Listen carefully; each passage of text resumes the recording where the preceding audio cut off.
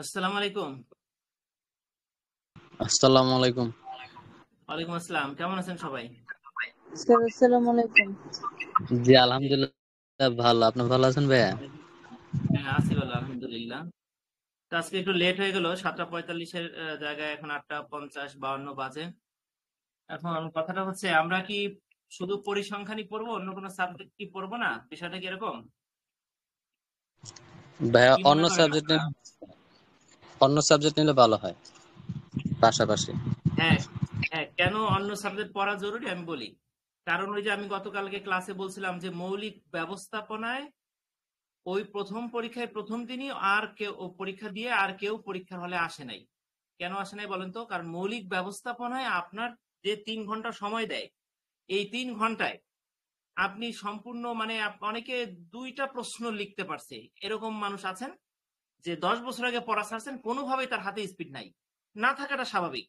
উনি ৩ ঘন্টা ধরে ২টা প্রশ্ন লিখছেন, তাও শুধু হিন্টস গুলো লিখে দিচ্ছেন, পয়েন্ট শিরোনামগুলো লিখে দিচ্ছেন, ভিতরে ডিটেলস বিবরণ দিতে পারেন নাই।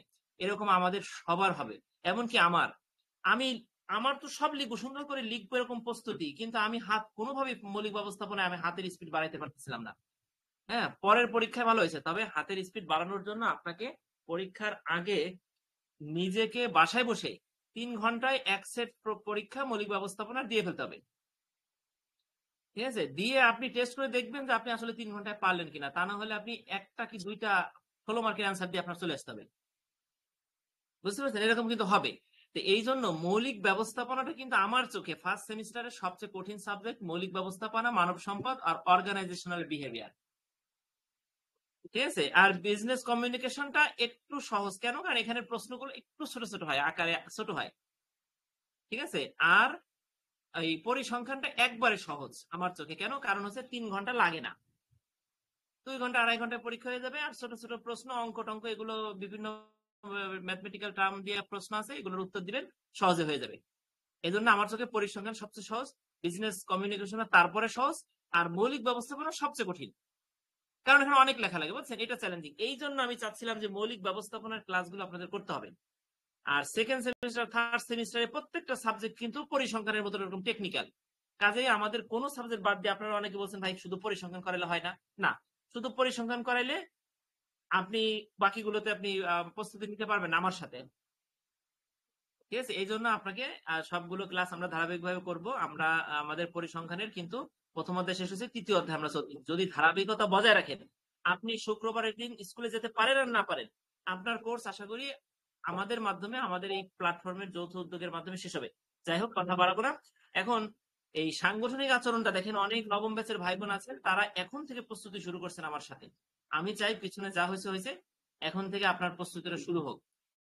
আমি শাহজাহান ভাইকে দায়িত্ব দিয়েছিলাম, তানজির ভাই আছেন, সোনিয়া আপা, যারা অল্পনা আপা, যারা রেগুলার, তারা একটু মনে রাখবেন যে আমি কোন সাবজেক্টে কোন প্রশ্নটা পড়াইছি। ঠিক আছে, যাতে আমি পরের দিন আবার ওটা ধরতে পারি। কারণ আমার কিন্তু এই যে থার্ড সেমিস্টার দিয়ে 15টা ক্লাস নিব, 15টা সাবজেক্টের ক্লাস, আমার কিন্তু সব নোট করে রাখা, আমি এই দায়িত্বটা আমি নিতে পারবো না। ঠিক আছে, জি আমি জি পরিসংখ্যানে ভাইয়া, কোন সুন্দর। পর্যন্ত পড়াইছি এটা আপনাদের বলতে হবে। আবার এই যে অর্গানাইজেশনাল বিহেভিয়ার জি স্যার। করতে হবে। জি, ঠিক আছে, থ্যাংক ইউ তানজির ভাই, সোনিয়া আপা, থ্যাংক ইউ, আপনারা বলবেন। এখন অর্গানাইজেশনাল বিহেভিয়ার সম্পর্কে একটু আলোচনা করি। এইটা পরিসংখ্যানের মতন একটা মজার সাবজেক্ট। বিশ্বাস করেন, অর্গানাইজেশনাল বিহেভিয়ারে বিভিন্ন বিজ্ঞানীর বিভিন্ন মডেল আছে। আপনাকে যদি মডেলগুলো আমি একবার বুঝাই দেই, একবার যদি আপনি মডেলের কাঠামোটা বুঝতে পারেন, একবার যদি মডেলটা আপনার মাথায় ঢুকে, আপনি একবার হুবহু লিখে দিবেন, একবারে সলিড মার্কস পাবেন। মৌলিক ব্যবস্থাপনায় আপনাকে অনেক পয়েন্টস দিয়ে, অনেক কথা, অনেক পাঁচাল না লিখলে আপনি খাতা পড়তে পারবেন না। সাংগঠনিক আচরণে সুন্দর সুন্দর মডেল, সুন্দর সুন্দর আর নোটে, আমার নোটে আপনারা দেখবেন বোঝাই দেবো আপনাদের কোন প্রশ্নের একটা, প্রত্যেকটা প্রশ্নের একটা কাঠামো দিয়ে দেবো আমি। ঠিক আছে, কোনটা কিসের কেমন উত্তর হবে। আর যে মডেলগুলো আছে, মডেলগুলো আমি একবারে পানির মতন সহজ করে বোঝাই দেবো ইনশাল্লাহ। ঠিক আছে, তো যাই হোক, প্রথম অধ্যায়টা সাংগঠনিক আচরণের মৌলিক কিছু কথা। ঠিক আছে, এরপরে দ্বিতীয় তৃতীয় অধ্যায়ে বিভিন্ন মডেল আসবে। আপনারা আমার ক্লাসগুলো রেগুলার করবেন। যাই হোক, কথা বাড়াবো না, আমি চলে যাচ্ছি প্রথম থেকে। এখন যেহেতু নবম ব্যাচের পরীক্ষা সামনে, এরপরে দশম ব্যাচের ক্লাস, অনেক ক্লাস নিব এই ফার্স্ট সেমিস্টার এগুলো। মামুনি,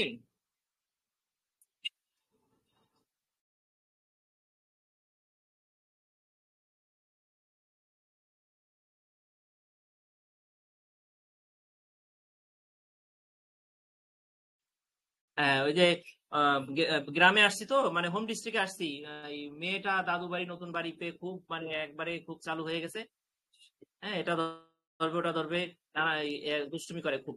যাই হোক, এখন দেখেন সাংগঠনিক আচরণে নবম ব্যাচের কোন ভাই বোনরা কোনটা কোনটা পড়বেন, আমি একটু সাজেশন বইটা বার করি। আমি বাইরে ছিলাম, আমি এসেই আপনার বাসায় ঢুকেই আমি বসে গেছি। আমি সাজেশন বইটা ওপেন করতেছি, একটু সময় দিবেন।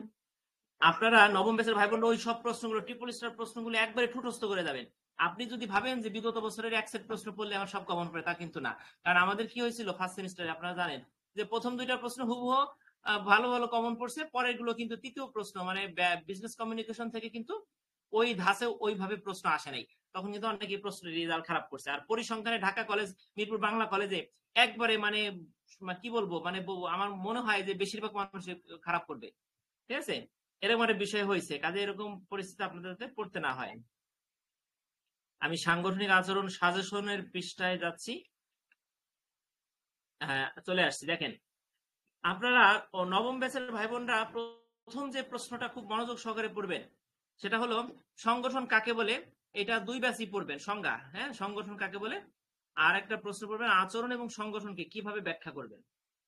ঠিক আছে, এইটা একটা প্রশ্ন, কমন প্রশ্ন। আচরণ ও সংগঠন, সাংগঠনিক আচরণ, সংগঠন ও আচরণ এই অধ্যায়ের নাম। কাজে আচরণ ও সংগঠনকে আপনি কিভাবে বোঝাবেন, এই যে একটা কমন প্রশ্ন আপনার জানা থাকা লাগবে। 2 নম্বর ট্রিপল স্টার প্রশ্ন নবম ব্যাচের জন্য হলো ব্যবস্থাপকীয় দক্ষতা। ব্যবস্থাপকীয় দক্ষতা সমূহ বর্ণনা করুন। ব্যবস্থাপকের মানে একজন ম্যানেজারের কি কি দক্ষতা থাকা দরকার। ঠিক আছে, এইটা চিত্র সহ পড়ে রাখবেন। আর একটা প্রশ্ন হচ্ছে, আচ্ছা 3 নম্বর প্রশ্ন, আমি একটা প্রশ্ন আপনাদের বোঝাই, সেটা হলো ব্যবস্থাপনার কার্যাবলী। এটা যা, এটার উত্তর যা। ব্যবস্থাপনা কেন একটি প্রক্রিয়া, এটার উত্তর তা। ব্যবস্থাপনা প্রক্রিয়ার আন্তঃক্রিয়াশীল প্রকৃতি চিত্রের সাথে ব্যাখ্যা করো, এটার উত্তর তা। আপনাকে কিন্তু প্রশ্ন বুঝতে হবে। 3টা প্রশ্ন বললাম, 3টা প্রশ্নের উত্তর এক। বুঝতে পারছেন? এই জন্য আপনাকে প্রশ্ন বুঝতে হবে। ঠিক আছে, আমার সাজেশন বইটাতে ওইভাবে প্রশ্নগুলো বিশ্লেষণ করে দেওয়া আছে। ঠিক আছে, আচ্ছা তাহলে এই যে 3টা প্রশ্ন বললাম আমি, এই 3টা প্রশ্ন। আর একটা প্রশ্ন বলি, আনুষ্ঠানিক ও অনানুষ্ঠানিক সংগঠনের পার্থক্য। এই 4টা প্রশ্ন নবম ব্যাচের ভাই বোনরা পড়লে অর্থাৎ থেকে 3টা প্রশ্ন আশা করি পেয়ে যাবেন। ঠিক আছে, আর দশম ব্যাচের ভাই বোনরা পড়বেন সাংগঠনিক আচরণ অধ্যয়নের গুরুত্ব। এটা আপনাদের জন্য খুব ইম্পর্টেন্ট, আসবে আশা করা যায়। ঠিক আছে, আর একটা প্রশ্ন পড়বেন, একজন ব্যবস্থাপক যে স্তরে কাজ করুক না কেন, মানে আপনি সুপারভাইজার হন, টিম লিডার হন, আর প্রতিষ্ঠানের হেড হন, মানে একবারে 1 নম্বর ম্যানেজার হন। ঠিক আছে, শাখা ব্যবস্থাপক হন বা যেই হন না কেন, মানে আপনারা যাদের যাদের নাম বললাম সবাই কিন্তু ম্যানেজার, সবাই ব্যবস্থাপক। ঠিক আছে, এখন আপনি যে স্তরে কাজ করেন না কেন, আপনাকে কিছু মুখ্য ভূমিকা পালন করতে হয়। মুখ্য মানে কি, প্রাইম, মেইন ভূমিকা পালন করতে হয়। এই একটা কথা, একজন পণ্ডিতের একটা কথা। হ্যাঁ, এই কথাটাকে আপনি মূল্যায়ন করবেন, এই কথাটা আপনি একজন ম্যানেজারের ভূমিকার প্রেক্ষাপটে বিশ্লেষণ করবেন। এই কথাটার যথার্থতা যাচাই করবেন। এই যে 2টা প্রশ্ন বললাম, এই 2টা প্রশ্ন দশম ব্যাচের জন্য ট্রিপল স্টার। ঠিক আছে, যাই হোক, আজকে প্রথম যে প্রশ্নটা আমরা পড়ব, আপনারা একটু মনোযোগ দিবেন, কারণ আপনাদের কিন্তু লেখা লাগবে সব প্রশ্নগুলোই। দেখেন, সংগঠন কি, সংগঠনকে কিভাবে ব্যাখ্যা করবেন।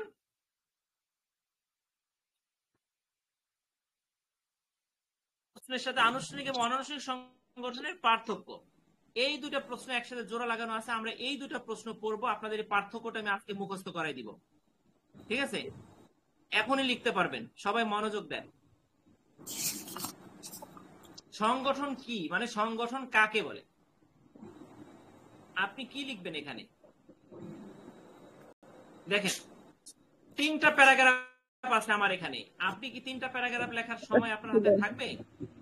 যদি না থাকে, আপনাকে এই মাঝের সংখ্যাটা ইংরেজিটা মুখস্থ করে ফেলতে হবে। বাংলাটা যদি না লিখেন তাহলে আপনার সময় বেঁচে গেল, বাংলাটা কেটে দেন, ইংরেজিটা মুখস্থ করেন। Organizations are social units of human groupings deliberately constructed and reconstructed to seek specific goals. কে বলছেন? টেলকট পারসন্স। এই ইংরেজিটা বারবার পড়ে ভেঙে ভেঙে ভেঙে পড়ে আপনি মুখস্থ করেন। এর বাংলা কি? সংগঠন হলো একটি সামাজিক একক যা সুনির্দিষ্ট লক্ষ্য অর্জনের জন্য seek এ স্পেসিফিক গোল, সুনির্দিষ্ট লক্ষ্য অর্জনের জন্য বা নিমিত্তে ইচ্ছাকৃতভাবে গঠিত ও পুনর্গঠিত হয়। ঠিক আছে, আবার পড়ি আমরা। প্রখ্যাত সমাজবিজ্ঞানী ট্যালকট পার্সন্স নিমুক্তভাবে সংগঠনকে সংজ্ঞায়িত করেছেন। এইটুকু আপনার একবারে অক্ষর অক্ষরে আপনার মুখস্থ টুটস্থ থাকবে। সংগঠন হলো একটি সামাজিক একক, আপনি ভেঙে ভেঙে পড়বেন, যা সুনির্দিষ্ট লক্ষ্য অর্জনের নিমিত্তে দুইটা ভাগ করছি। 3 নাম্বার ভাগ কি? ইচ্ছাকৃতভাবে। 4 নাম্বার ভাগ কি? গঠিত ও পুনর্গঠিত হয়। তাহলে এই বাক্যের 4টা ভাগ আছে। সংগঠন হলো একটি সামাজিক একক যা সুনির্দিষ্ট লক্ষ্য অর্জনের নিমিত্তে ইচ্ছাকৃতভাবে গঠিত ও পুনর্গঠিত হয়।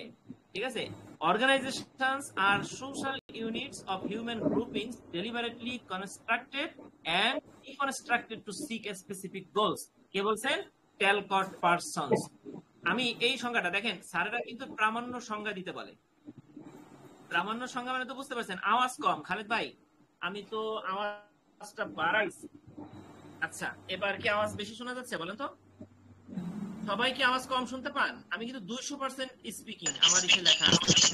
ঠিক আছে, আমি সঠিক শুনতে পাচ্ছি ভাই। আচ্ছা, অনেক সময় হয় কি, টেলিগ্রাম তো ভালো নেটওয়ার্ক ছাড়া টেলিগ্রামটা একটু ডিস্টার্ব করে। যাই হোক, একটু হেডফোন দিয়ে হলেও শুনেন। ঠিক আছে, আমি আন্তরিকভাবে দুঃখিত। দেখেন, অনেক এইটা সময় আপনার কথা যদি ভেঙে ভেঙে আসে ভাই। ভেঙে ভেঙে আসে না?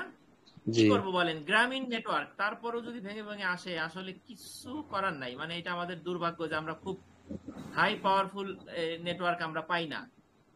ঠিক আছে, এই জন্য আমাদের অনেক সমস্যা হয়, ব্যবসা বাণিজ্য থেকে শুরু করে বেচা কেনা সব জায়গায় স্থবিরতা। ঠিক আছে,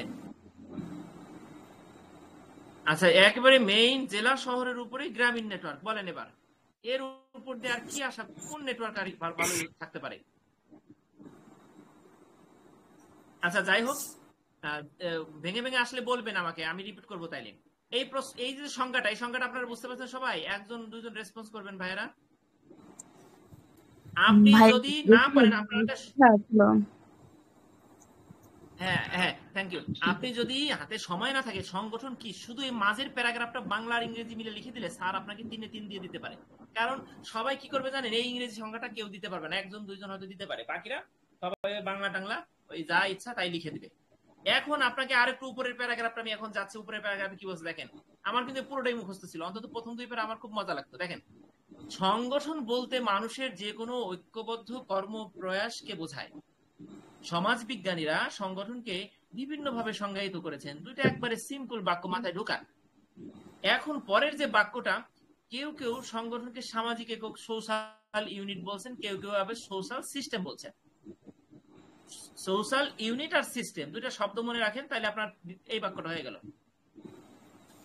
পরে কি বলছে দেখেন, তাদের মতে, মানে যারা সোশ্যাল ইউনিট বলে আর সোশ্যাল সিস্টেম বলে, তাদের মতে মানুষ যখন এককভাবে কোনো জটিল কাজ নিজে সম্পাদন করতে পারে না, তখন অপরের সাহায্যে তা সম্পন্ন করার উদ্যোগ নেয়। এভাবে 2 বা ততোধিক ব্যক্তি একত্রিত হয়ে কতিপয় সাধারণ লক্ষ্য অর্জনের জন্য নিজেরা সংগঠিত হয় এবং সৃষ্টি করে সংগঠনের। লাস্টের 2টা বাক্য একবারে সাধারণ কথা, মানে গল্প। আপনি যদি বুঝে বুঝে পড়েন, শব্দে শব্দে মিলে যদি মুখস্থ না করেন, বুঝে বুঝে পড়েন, তাহলে আপনি আর একটা জিনিস, প্রথম প্যারাগ্রাফে কি আছে? সোশ্যাল ইউনিট, সোশ্যাল সিস্টেম, আর উপরে আছে কি? ঐক্যবদ্ধ কর্মপ্রয়াস। হ্যাঁ, সমাজ বিজ্ঞানীরা সংগঠনকে নানান ভাবে সংজ্ঞায়িত করছেন। এইসব কথাগুলো মনে রাখেন, যে কি ওয়ার্ড গুলো মনে রাখেন। তারপরে নিচে একটা সহজ কথা বলছে, মানুষ যখন জটিল কোনো কাজ একা করতে পারে না, তখন সে অন্যের সাহায্য নেবে, কাজটা সম্পন্ন করার উদ্যোগ নেয়। এইভাবে 2 বা ততোধিক ব্যক্তি যখন একত্রিত হয়ে সাধারণ একটা লক্ষ্য, মানে আপনারও লক্ষ্য ঢাকা দাও, আমারও লক্ষ্য ঢাকা দাও, সাধারণ একটা লক্ষ্য অর্জনের জন্য নিজেরা যখন একত্রিত হয়, তখন যেটা গঠিত হয় সেটা হলো সংগঠন। ভাই, আমি যেভাবে সহজভাবে গল্প করে বোঝাই দিলাম, এইভাবে আপনি প্রথম প্যারাগ্রাফটা বুঝবেন, দ্বিতীয় প্যারাগ্রাফটা মুখস্থ করবেন, তাহলে আপনার এই গল্পটা বললে হবে ভাই, আপনি যে ক্লাসটা বলেন না, এটাও যদি আপনারা বলি। ওইভাবে বুঝতে হবে। জি ভাই, থ্যাংক ইউ, ওইভাবে বুঝতে হবে। এখন এই লাস্টের প্যারাগ্রাফটা হচ্ছে, আপনি দিলে দিতে পারেন, না দিলে উপরে 2টা দিলে আপনি 3-এ 3। ঠিক আছে, আপনি দ্বিতীয় প্যারাগ্রাফ থেকে কিছু বাদ দেবেন না, প্রথম প্যারাগ্রাফ থেকে আপনার ভাষা, বাক্য, শব্দ কিছু বাদ দিতে পারে। গেল। এবার দেখেন পার্থক্যটা বুঝেন। নবম ব্যাচের 2টা ইম্পর্টেন্ট প্রশ্ন কিন্তু আজকে এই দফায় পড়া হয়ে যাবে। এই যে এইটা বললে, আনুষ্ঠানিক এবং অনানুষ্ঠানিক সংগঠনের মধ্যে একটি পার্থক্য, এটা কি বইতে ছকাকারে আছে? আমাদের বইতে, ওপেনের বইতে?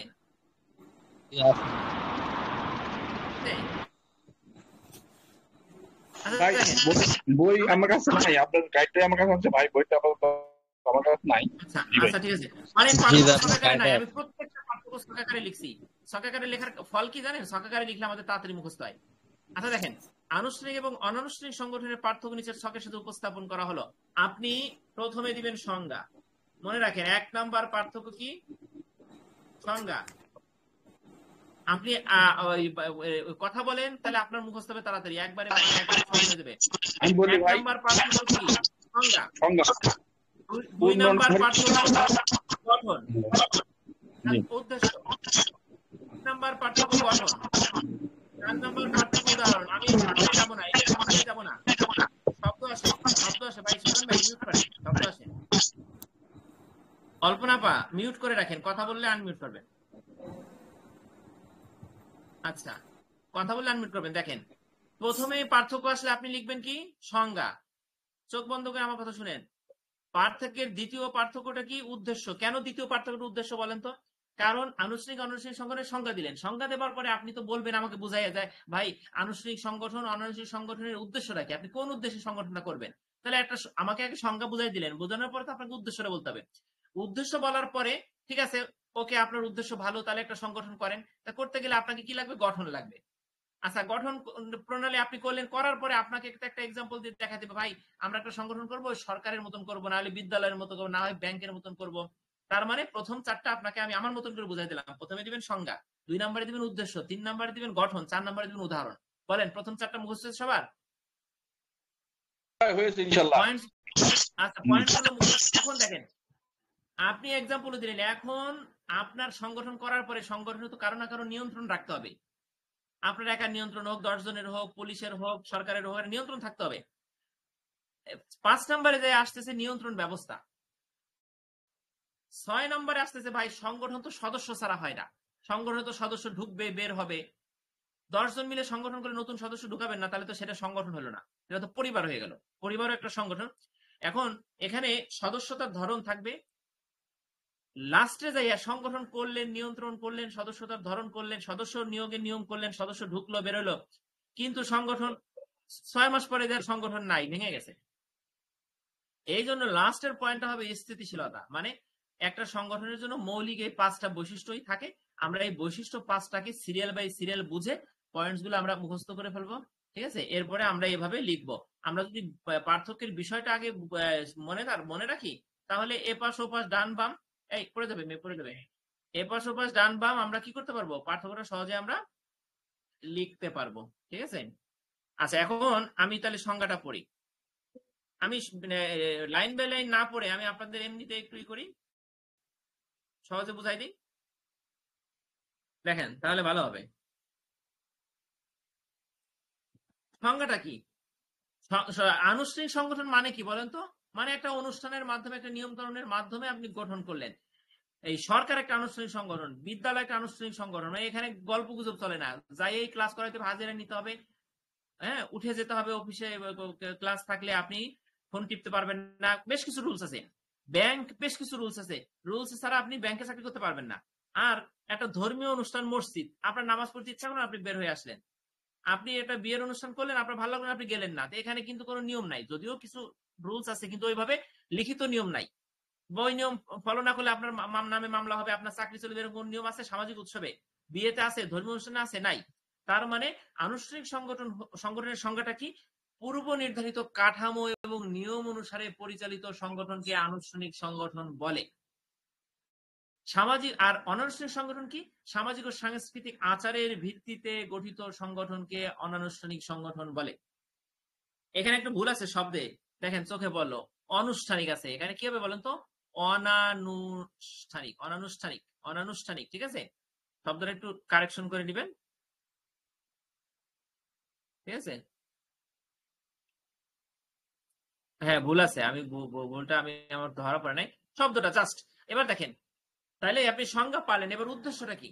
আনুষ্ঠানিক সংগঠন গঠিত হয় বিভিন্ন প্রশাসনিক কাজে, ব্যবসায়িক কাজে, বাণিজ্যিক কাজে, বিভিন্ন রাষ্ট্রীয় সামাজিক লক্ষ্য পূরণের জন্য। উদ্দেশ্যটা আপনার কাছে ক্লিয়ার? আমি যা বলছি বইতে যা লেখা আছে তার বাইরেও আপনি লিখতে পারবেন। অনানুষ্ঠানিক সংগঠনের উদ্দেশ্যটা কি? ঐতিহ্য রক্ষা করা, সংস্কৃতি রক্ষা করা, ধর্মীয় অনুষ্ঠান সংরক্ষণ, বাস্তবায়ন, পালন, এগুলো, অথবা আত্মীয়তার সম্পর্ক রক্ষা, পারিবারিক ঐতিহ্য রক্ষা, এগুলো হচ্ছে অনানুষ্ঠানিক সংগঠনের উদ্দেশ্য। গঠন কি? আনুষ্ঠানিক সংগঠন পূর্ব নির্ধারিত নিয়ম, লিখিত নিয়ম, সংবিধান, আইন, কানুন, এগুলোর ভিত্তিতে গঠিত হয়। আর অনানুষ্ঠানিক সংগঠন কি? গঠন প্রণালীটা কি? প্রথাগত এবং সামাজিক রীতিনীতির ভিত্তিতে গঠিত হয়। মানে এখানে কোনো আইন থাকে না, প্রথা থাকে। যেমন আপনাদের বিয়েতে এই প্রথা, বাবা বসে পড়ো, আপনাদের বিয়েতে এই প্রথা, আপনাদের সমাজে এই নীতি নিয়ম আছে, ঠিক আছে? এইটার ভিত্তিতে এই অনানুষ্ঠানিক সংগঠনগুলো গড়ে উঠবে। তাহলে আপনি উদ্দেশ্য বুঝলেন, গঠন প্রণালী বুঝলেন এবং সংজ্ঞাটা বুঝলেন, ঠিক আছে? এবার উদাহরণটা কি দেখেন, সরকার, বিদ্যালয়, ব্যাংক, কর্পোরেট প্রতিষ্ঠান। আর এই পাশের উদাহরণ কি? বিয়ে, ধর্মীয় অনুষ্ঠান, সামাজিক উৎসব। আচ্ছা, এই পাশে নিয়ন্ত্রণ ব্যবস্থাটা কি? আনুষ্ঠানিক সংগঠনগুলো লিখিত আইন, বিধিনিষেধ, নিয়ম ধারা চলে। আর অনানুষ্ঠানিক সংগঠনে আপনি চায়ের প্রতিদিন বিকেলে আপনি আড্ডা দিবেন, 10 জনে মিলে আড্ডা দেন, অথবা একটা ফুটবল ক্লাব করছেন, অথবা আপনি একটা মানে একটা হুট করে একটা সংগঠন করছেন যে আমরা 10 জন মিলে একটা সংগঠন করি, আমরা এই কাজটা সমাধা করব। এইসবের ব্যাপারে কি আপনি কোনো লিখিত সংবিধান করেন, কোনো আইন করেন, কোনো রাষ্ট্রীয় সংবিধান, কোনো রাষ্ট্রীয় নিয়ম কানুন ওইভাবে ফলো করে আপনি করেন না। কাজেই এখানে কোনো আইন নাই, কোনো লিখিত বিধিনিষেধ নাই, তবে কি আছে? সামাজিক রীতিনীতি এবং প্রথা। এটা আমাদের সমাজে চলে এসেছে, এইভাবে আমরা চলি, এটা হচ্ছে প্রথা। এবার সদস্যতার ধরন কি দেখেন, নির্দিষ্ট নিয়ম অনুসারে সদস্য অন্তর্ভুক্ত করা হয়। হ্যাঁ, নির্দিষ্ট নিয়ম আছে, এতদিনের মধ্যে বেরোতে পারবা না, এত টাকা দিতে হবে তোমাকে, এইসব নির্দিষ্ট নিয়ম আছে আনুষ্ঠানিক সংগঠনে।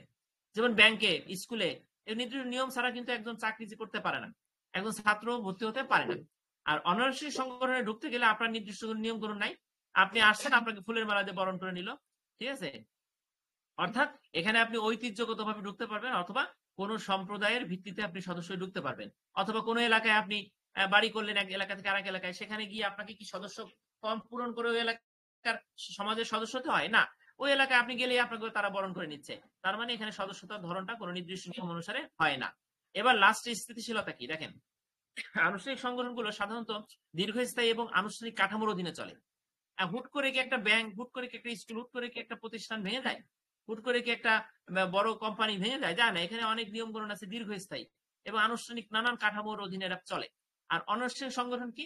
একটা কোম্পানির সদস্যরা, অফিসার থেকে শুরু করে, এক্সিকিউটিভ থেকে শুরু করে একজন শ্রমিক পর্যন্ত ক্যান্টিনে দেখা যাচ্ছে যে এক টেবিলে বসে খাচ্ছে। অনেক মাল্টিনেশনাল কোম্পানিতে আছে, নাস্তা এক জায়গায় বসে করতেছে। হ্যাঁ, কাজের সময় ম্যানেজার, ঠিক আছে, নাস্তা করতে একসাথে এসে, ফুটবল খেলছে একসাথে এসে ম্যানেজার, একই জার্সি পরে। তার মানে এটা কি? অনানুষ্ঠানিক সংগঠনের ক্ষেত্রে এগুলো যে কোনো মুহূর্তে ভেঙে পড়তে পারে, অস্থিতিশীল, ঠিক আছে? চাকরি করতেছেন না মানে সংগঠনের সদস্য আপনি নাই। এইভাবে চায়ের আড্ডা আজকে আছে, কালকে আপনি গেলেন না, চায়ের আড্ডা ভেঙে গেল। তার মানে অনানুষ্ঠানিক সংগঠনের স্থিতিশীলতা খুব কম, অনেক ক্ষেত্রে অস্থায়ী, নির্দিষ্ট অনুষ্ঠানের জন্য পরিচালিত, অনুষ্ঠান শেষ হলে ভেঙে যায়। তাহলে বলে আনুষ্ঠানিক ও অনানুষ্ঠানিক সংগঠনের পার্থক্যটা আপনি পারবেন কিনা? একটা জিনিস বলে রাখি, পার্থক্য লেখার পরে আপনার হাতে যদি সময় থাকে, 1 লাইন বা 2 লাইনে আপনি একটা ভূমিকা লিখবেন, এটা একটা সৌন্দর্য। যে কোনো প্রশ্নে একটা ভূমিকা থাকে। এই সবটি আনুষ্ঠানিক সংগঠনের মূল পার্থক্যগুলো সহজভাবে তুলে ধরা হয়েছে, আপনি এটা লিখতে পারেন, অথবা অন্য কোনো কিছু লিখতে পারেন, ঠিক আছে? যাই হোক, এই প্রশ্নটা আশা করি আপনারা পারবেন। আচ্ছা, তাহলে এই পর্যন্ত পড়লাম। এই প্রশ্ন কিন্তু নবম ব্যাচের জন্য, দুইটার মধ্যে থেকে যা পড়ালাম এর থেকে এটাও আসতে পারে, হ্যাঁ, অর্ধেকও আসতে পারে, ঠিক আছে? আর দশম ব্যাচের যদি নবম ব্যাচে এটা স্লিপ করে আপনাদের আসবে। আচ্ছা, এখন একটা প্রশ্ন পড়াবো যেটা দশম ব্যাচের জন্য খুব ইম্পর্টেন্ট, ঠিক আছে? আর নবম ব্যাচের জন্য আসার সম্ভাবনাও জোরালো, সেরকম একটা প্রশ্ন পড়াবো।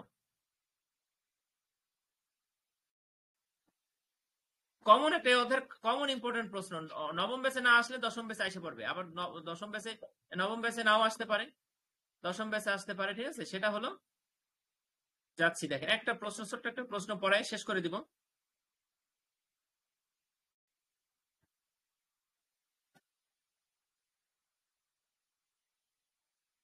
এদের প্রত্যেকটা প্রশ্ন কিন্তু পড়ানো হবে, আপনারা মনোযোগ দিবেন।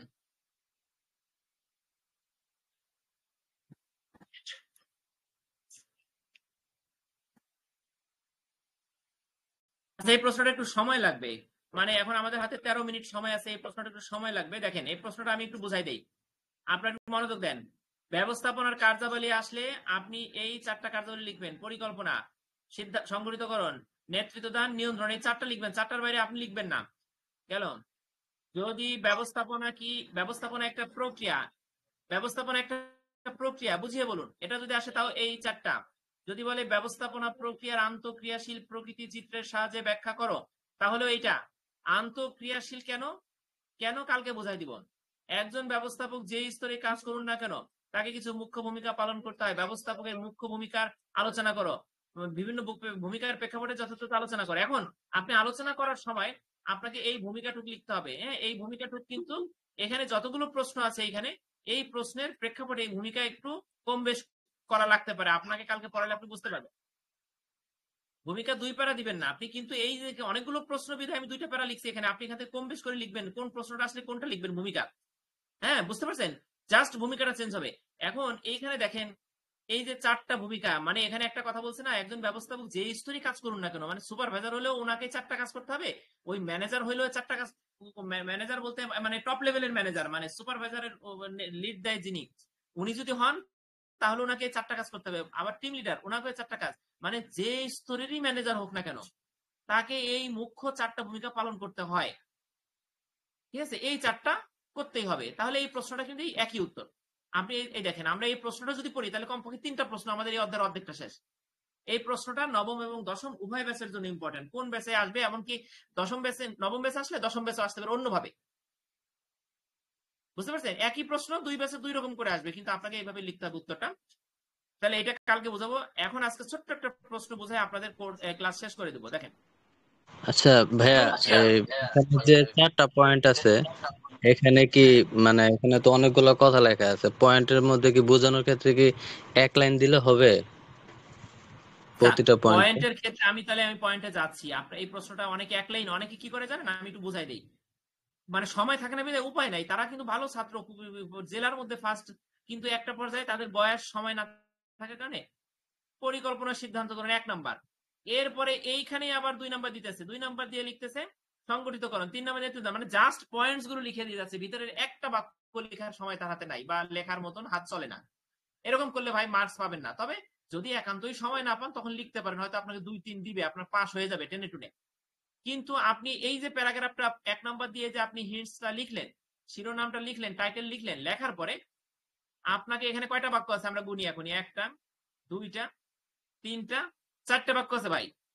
এখন বিশ্বাস করেন, নোট আমি তৈরি করছি, 4টা বাক্য যদি আমি না দেই তাহলে এই প্যারাগ্রাফটা মিনিংফুল হয় না। যেখানে 2টা বাক্যে মিনিংফুল আছে সেখানে 2টা বাক্য দিছি, যেখানে 3টা বাক্যে প্যারাগ্রাফটা মিনিংফুল করা গেছে সেখানে 3টা বাক্য দিছি, কিন্তু 4টা বাক্য না দিলে এই প্যারাগ্রাফটা অন্তত হয় না। কিন্তু আপনি লেখার সময় কি করবেন, লেখার সময় 4টা বাক্য বুঝে যদি আপনি 2টা বাক্য বানাইতে পারেন আপনার হাতে, তাহলে আপনি 2টা বাক্য দিয়ে চলে গেলে আপনার হাত দিয়ে 2টা বাক্য লিখলে ওটা ফুলে ফেপে এতটুকুই হয়, তখন দেখতে খারাপ দেখা যায় না। কথা বুঝতে পারছেন? এখানেও যদি আপনি 2টা বড় বাক্য লেখেন তাতে আপনার প্যারাগ্রাফ হয়ে যাবে। আমি যতই নোট লিখি না কেন, যতই ভালো আপনাদের নিয়ে পড়ি না কেন, লিখতে গেলে এই 4টা বাক্য আমি অনেক সময় অনেক প্রশ্ন লিখে দিয়ে আসতে পারি নাই। ঠিক আছে, তবে প্রশ্নের কাঠামোটা ঠিক রাখছি, সৌন্দর্যটা ঠিক রাখছি। ঠিক আছে, এখন আল্লাহ ভরসা, জানি না কিরকম মার্কস আসবে, রেজাল্ট তো দিচ্ছে না। তাহলে তানজির ভাই, আপনি যে কথাটা বললেন যে একটা বাক্য একবারে ছোট হয়ে যায়, কমপক্ষে 2টা বাক্য দিলে আপনার প্যারাগ্রাফটা সৌন্দর্যপূর্ণ হবে। ওকে তানজির ভাই, জি জি জি, বুঝতে পারছি। বুঝতে পারছেন? আচ্ছা ঠিক আছে, আমি প্রত্যেকটা প্যারাগ্রাফ বুঝাই দিব, আপনি বুঝে বলতে পারবেন। এখন যে প্রশ্নটা আজকে পড়ালাম সেটা কি বুঝেন নাই বলেন? জি ভাই, বুঝতে পারছি। তাইলে সব প্রশ্ন বুঝতে পারবেন, লিখতে পারবেন আশা করি।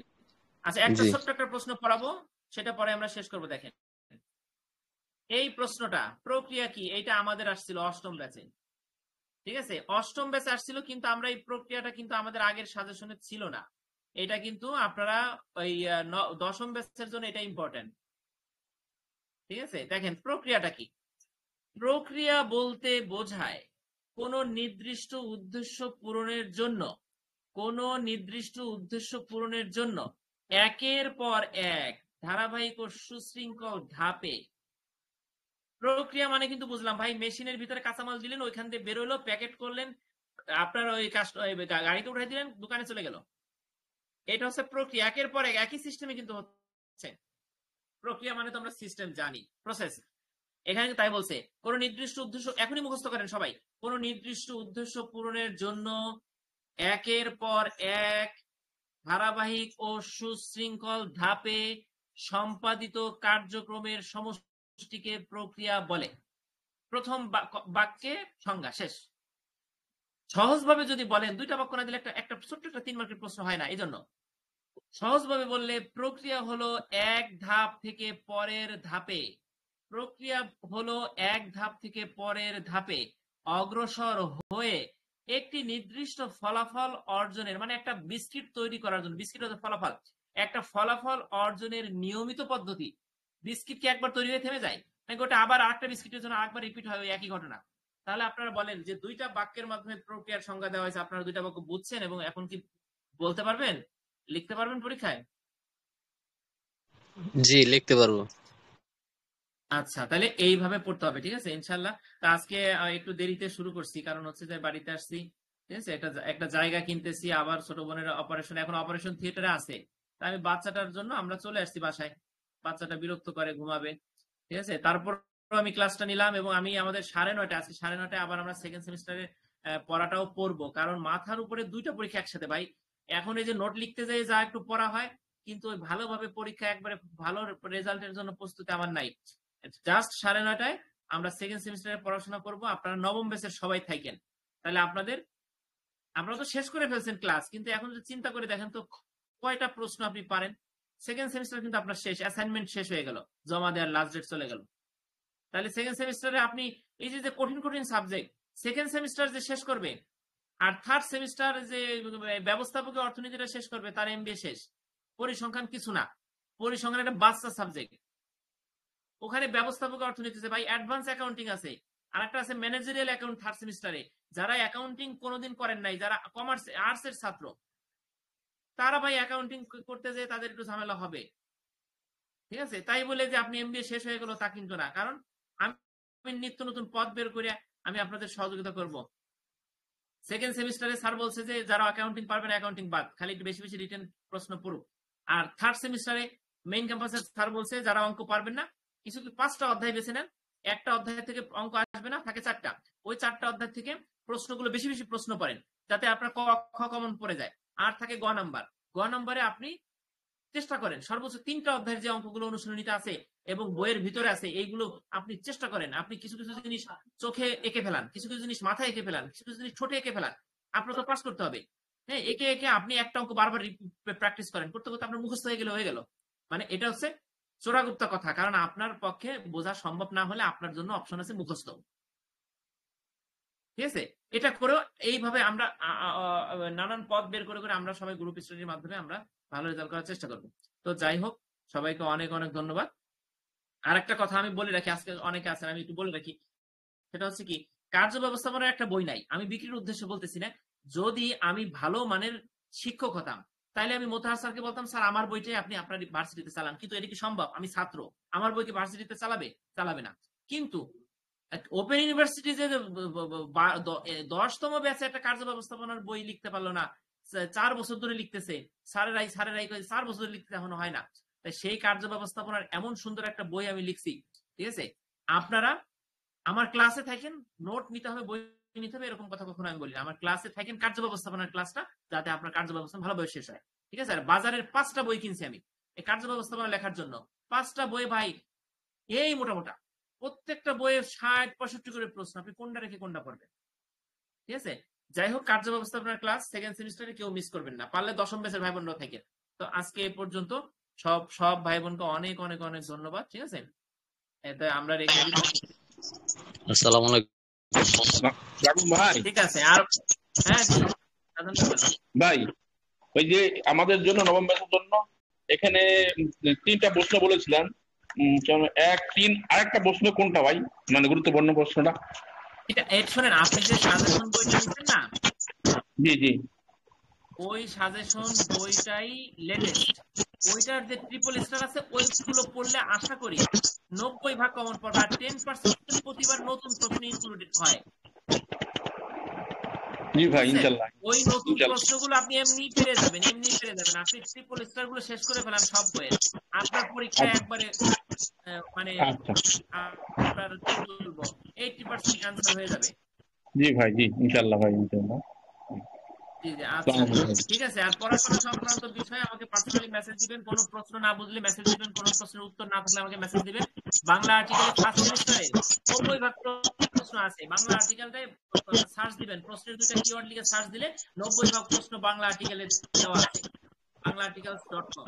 তো ঠিক আছে, আসসালামু আলাইকুম। আসসালামু আলাইকুম ভাই, ভালো থাকবেন।